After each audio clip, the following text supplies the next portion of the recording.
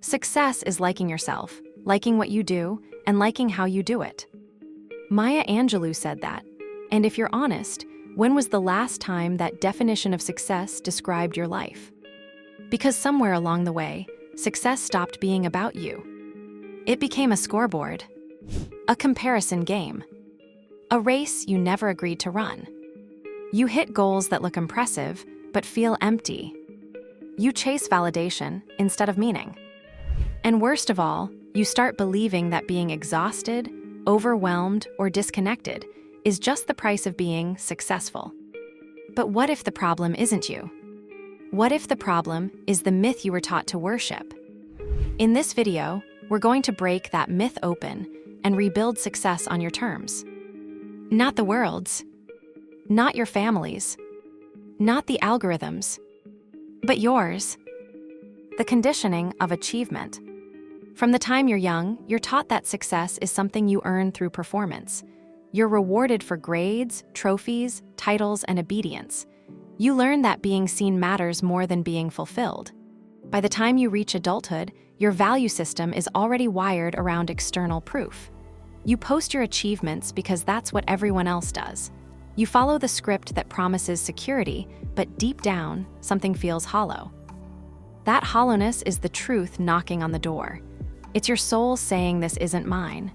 Culture convinces us that the path to joy is paved with performance. But performance only brings applause. It doesn't bring peace. And until you redefine success, you'll spend your life chasing the approval of people who aren't even paying attention. You'll be visible, but never truly seen. Daily struggles. When you define success by external metrics, you live in constant tension. You're productive but rarely present. You're admired but rarely at peace. You achieve goals but feel strangely empty afterward. You compare your pace to others. You look at social media and feel behind, even when you're doing well. You keep adding goals, thinking maybe this one will finally make you feel accomplished.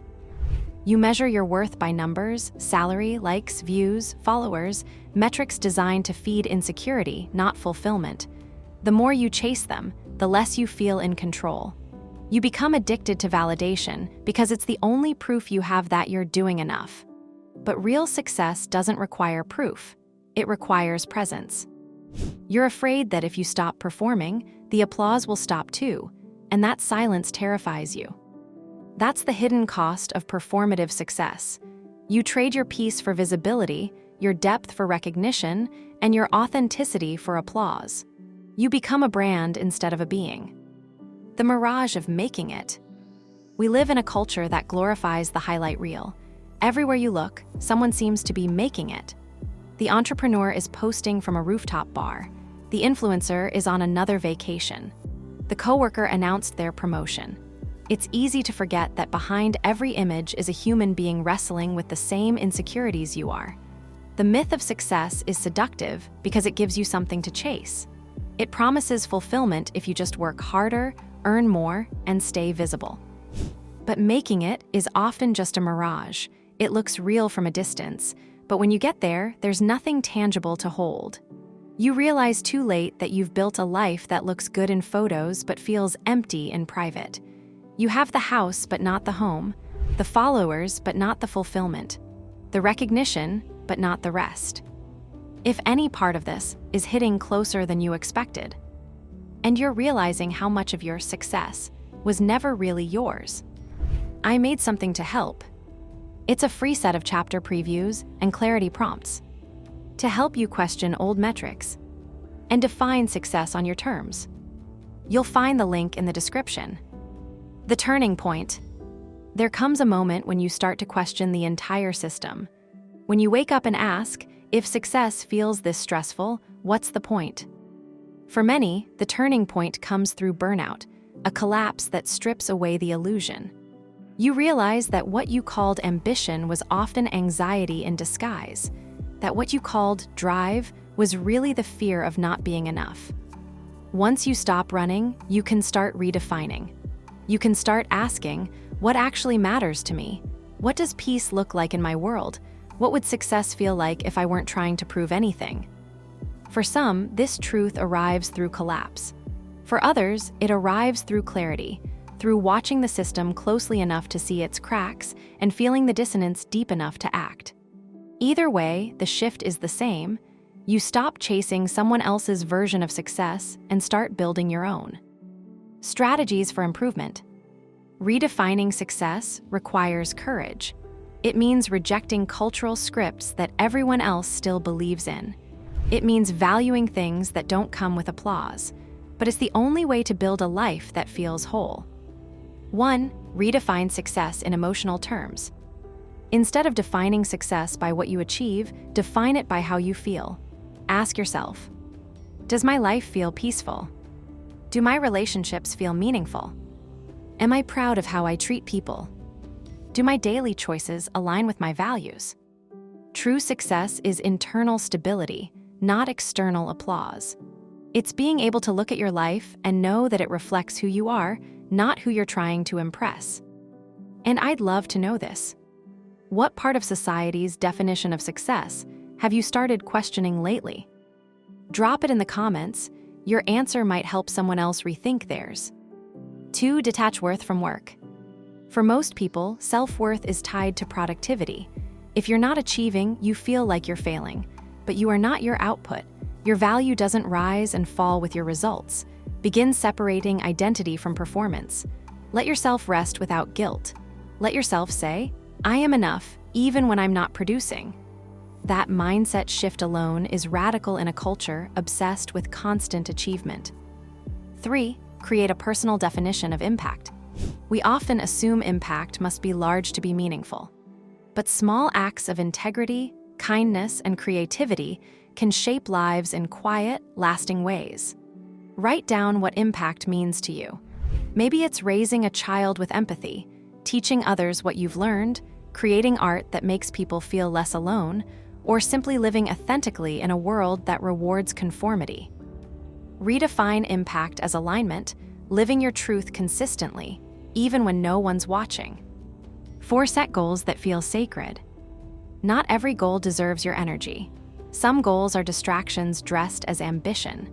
Before chasing anything, ask, will this deepen my peace or drain it? Will it align me with the truth or pull me away from it? Goals rooted in ego lead to exhaustion. Goals rooted in purpose lead to fulfillment. Choose the ones that move your soul, not just your status. 5. Celebrate progress, not perfection. Cultural success is about finishing first. True success is about staying aligned through the process. Learn to celebrate progress, the small moments of clarity, the quiet victories that don't make headlines. You'll find more satisfaction in growth than in arrival, because real success isn't a destination, it's a daily alignment. 6. Honor the exit. Leaving a system that doesn't reflect your truth isn't failure, it's freedom. It is a profound declaration of self-respect to recognize when a structure, be it professional, personal, or philosophical, has become too restrictive for your authentic growth.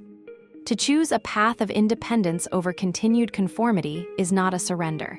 It is a sacred act of liberation.